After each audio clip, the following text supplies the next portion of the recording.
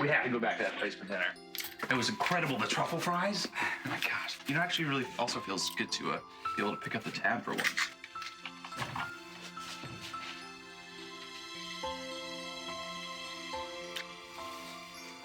What was that for? Just because.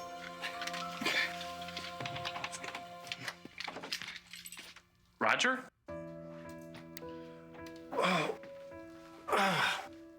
How are you, Will? God.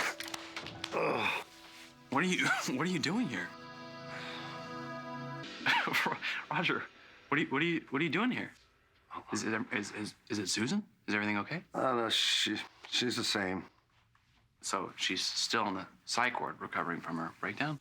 Yeah, but I see her every day, you know. Sometimes we have lunch together, watch country music channel, or sometimes I just hold her hand, let her know that I'm there. I'm not really the one she wants to see. What do you mean? When she hears she has a visitor, she gets all excited.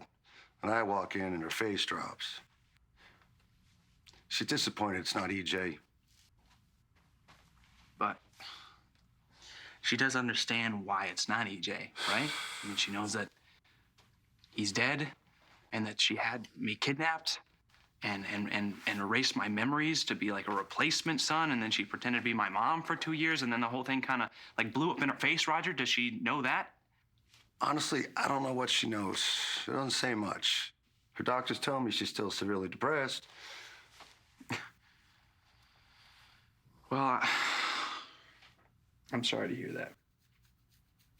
Anyway, Roger, you didn't answer my question. What are you doing here? Well, I got your message. You know, about that newspaper article you're writing. You want to learn more about that miracle drug that crackpot doctor gave it to you to snatch you from the jaws of death? Wait, but you have information on Dr. Rolfe. Well, I thought my Susan might, so I asked her. Roger, I didn't want you to do that. That's why I asked specifically if you knew anything. Well, I didn't, so I asked the one person I thought had the best shot of helping you make some headway. And? Well, when I mentioned Rolfe, or Wilhelm as she called him, she got mighty upset. Yeah, no kidding.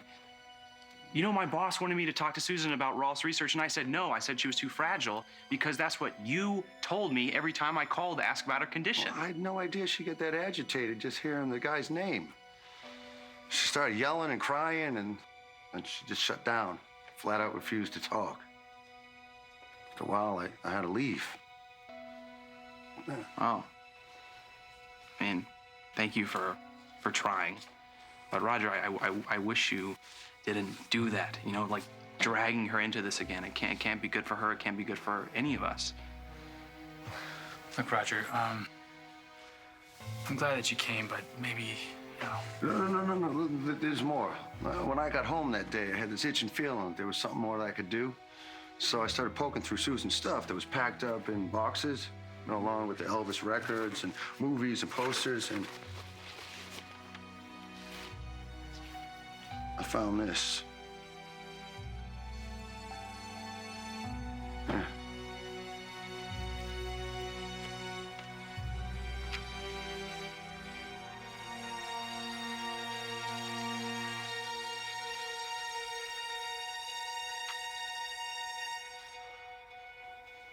This is Rolfe's diary.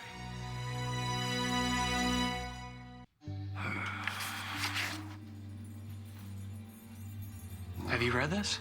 I started to, but the personal stuff was too much for me. Dr. Dementia was head over heels with my buttercup. Yeah, I remember that. When we were in Memphis, my dad, he told me that Susan said Rolfe was in love with her. Oh, yeah, he goes on and on about it in there. How she felt the same way about him, how they were destined to be together. Well, Roger, I mean, you know Rolfe was delusional, right? His obsession with Susan was completely one-sided.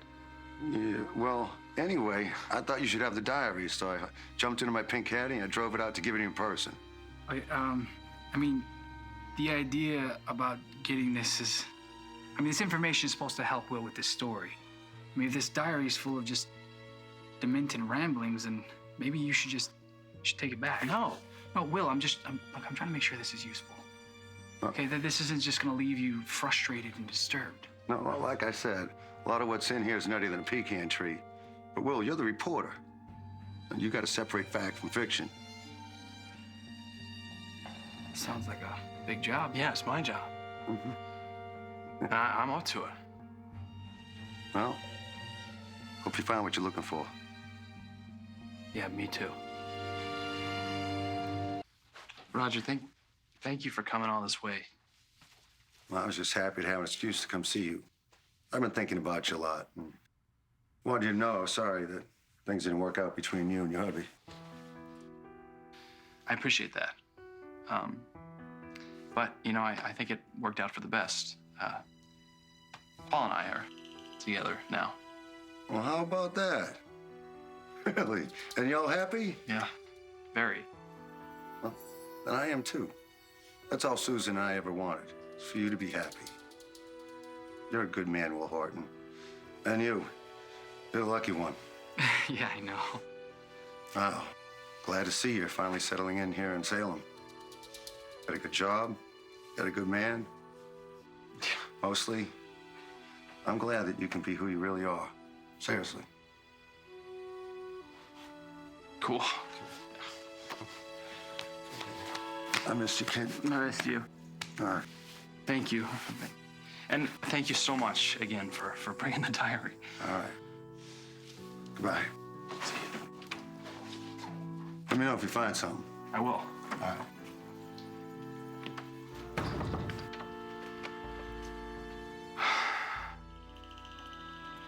Okay, Rolfie boy. Let's see how you make the magic happen.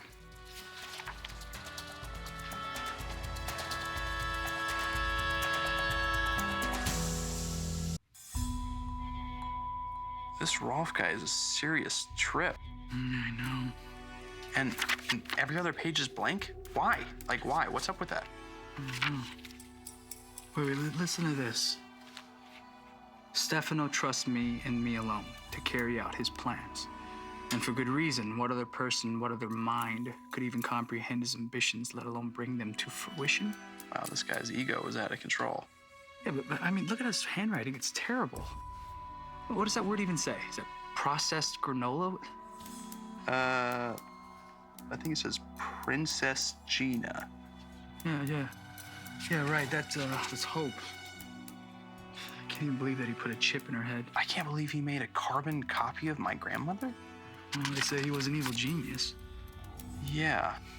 Sounds like, you know, the only thing he worshipped more than himself was this Stefano Demera. Listen, my mission in life is to serve this great man, this true visionary of our time. Yeah, that's not how most people would describe him, but okay. Yeah. For Stefano, I have done the impossible. Transformed faces, programmed minds, manipulated genes. But this latest undertaking is by far my most audacious and most promising. Okay, we might be onto something. Just keep reading. I haven't perfected it yet. There's still more work to be done, though I'm encouraged by my earlier success with John Black. He's talking about when he brought my dad back to life after everyone thought he died in a car accident. Yeah, but we already know he did that. But what I want to know is, like, how? How did he do it? Where's the formula? Where are the notes on the process? Let's just keep reading.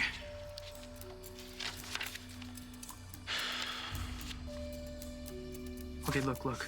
Here's something about you.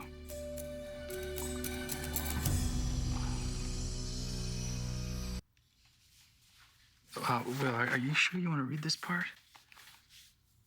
Yeah. I'm fine. I'm okay.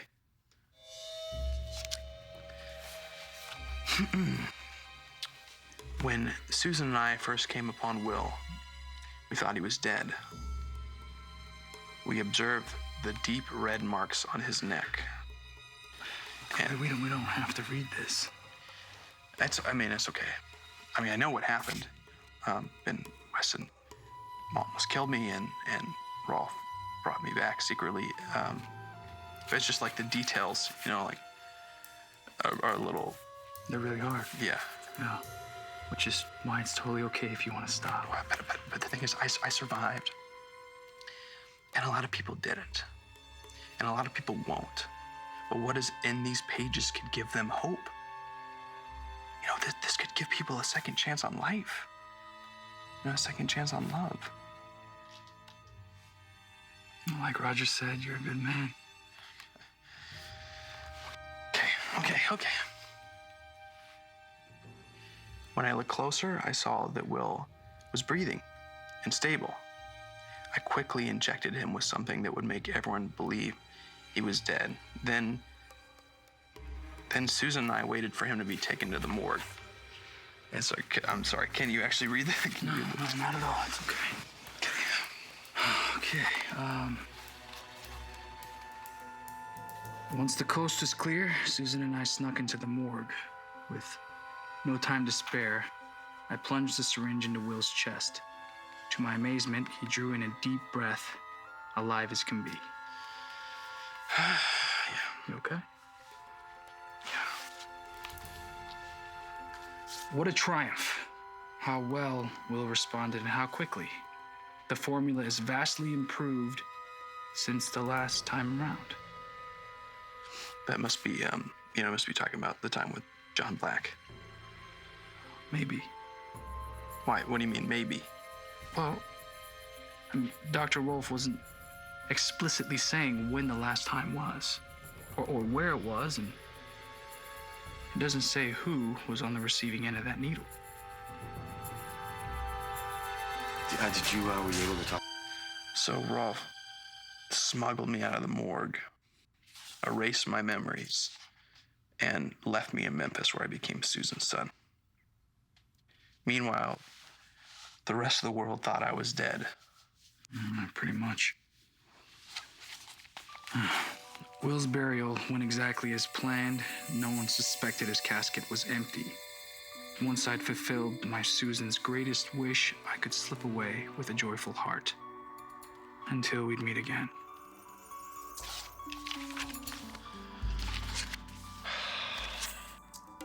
That's the last thing he wrote about you. Well, Paul, you're right. I am both frustrated and disturbed.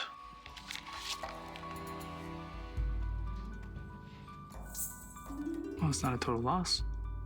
I mean, we did find out more of what Rolfe did. Yeah, but nothing about, like, the actual drug that he used to bring me back. Okay, well, Without, like, the formula or anything, we can't help anybody. yes, let's just keep looking. Okay. I mean, this is useless. This is all gross stuff about Susan.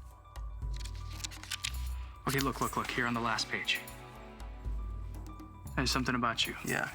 Now that Will Horton has been revived, he shall be just one among the ranks of my successes.